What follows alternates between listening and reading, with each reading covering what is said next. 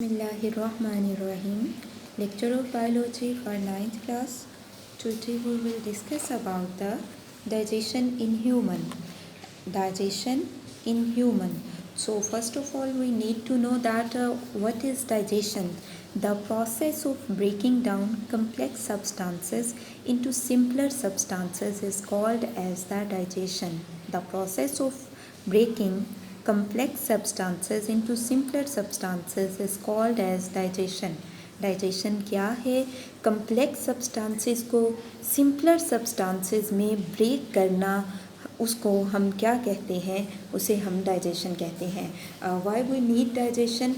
So our cells require oxygen, water, salts, simple sugars, vitamins, amino acids, and these are the small molecules. These can cross the cell membrane and enter to the cell, but the amino acids, simple sugars and fatty acids are rare in environment.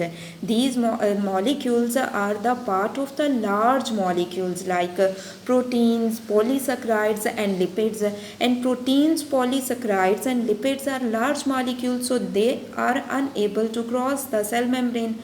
So there is a need of converting such large and non-diffusible particle into small and diffusible particles.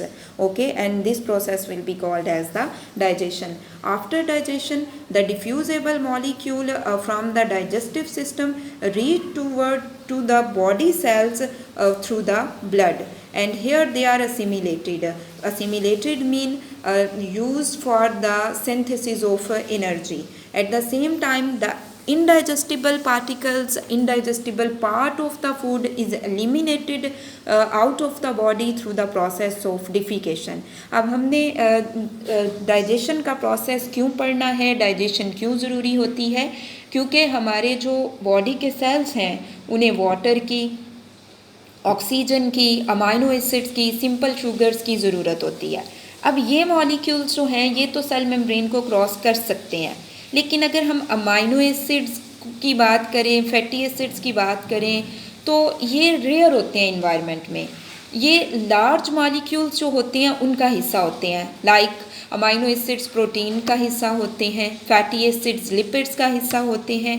तो अब ये जो large molecules हैं ये cell membrane को cross नहीं कर सकते, तो फिर इन लार्ज मॉलिक्यूल्स को स्मॉल मॉलिक्यूल्स में कन्वर्ट करना पड़ता है in the process of digestion. अब डाइजेशन के बाद डिफ्यूजेबल मॉलिक्यूल्स जो हैं उन्हें बॉडी सेल्स तक पहुंचाया जाता है ब्लड के थ्रू. वहाँ वो सिमिलेट होते हैं. सिमिलेशन का मतलब है कि जो एनर्जी सिंथेसिस के लिए यूज़ हो जाते हैं. देन जो इनडाइजेस्टेड पार्ट होता है फूड का, उसे बॉडी से बाहर जो है वो excrete out कर दिया जाता है in the process of defecation. So there are different phases in nutrition of the human. First of all, ingestion. Ingestion is the process of taking in food. Second one, digestion, the process in which the complex molecules are breaking down into the simpler molecules.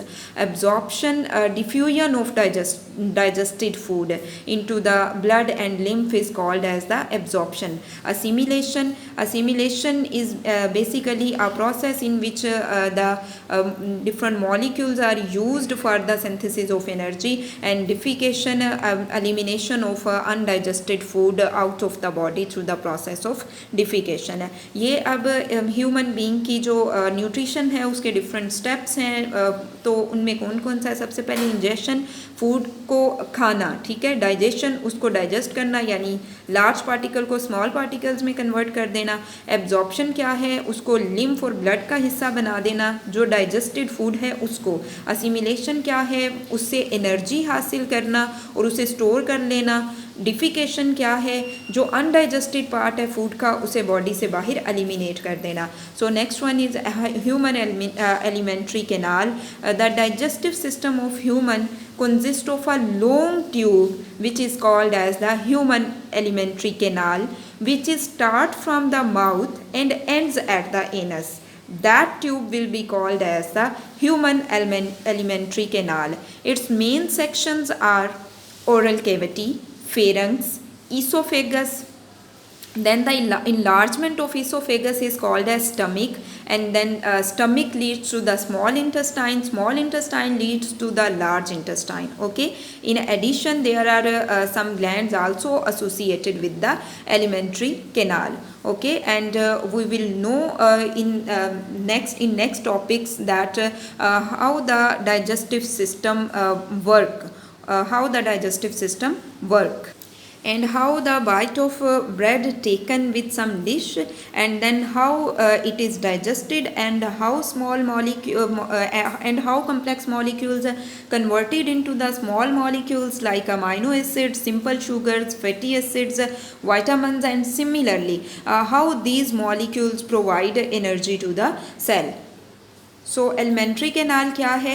Alimentary canal जो है वो एक long tube है जो mouth से start होती है और एनस पे जाके एंड होता है, और इसके मेन पार्ट्स जो हैं वो ओरल कैविटी होती है, उसके बाद फेरेंक्स है, फेरेंक्स के बाद ईसोफेगस है, ईसोफेगस जो है उसकी इनलार्जमेंट को स्टमक कहते हैं, स्टमक के बाद स्मॉल इंटेस्टाइन है, एंड देन लार्ज इंटेस्टाइन है, और कुछ ग्लैंड्स जो हैं वो भी ह्यूमन एलिमेंट्री कैनाल के साथ एसोसिएट होते हैं। यहाँ पे हम देखेंगे कि जो डाइजेस्टिव सिस्टम है वो वर्क किस तरह करता है, कैसे हम एक बाइट ऑफ ब्रेड लेते हैं विद सम डिश और उसके बाद किस तरह से वो डाइजेस्ट होता है, किस तरह से लार्ज मॉलिक्यूल स्मॉल मॉलिक्यूल्स में ब्रेक डाउन हो जाते हैं, और किस तरह से हमारे जो सेल्स हैं उन्हें एनर्जी मिलती है। सो ये सब कुछ हम इसमें डिस्कस करेंगे। Now mark the questions related to that topic. So question number 1 is given, right different phases of nutrition in human.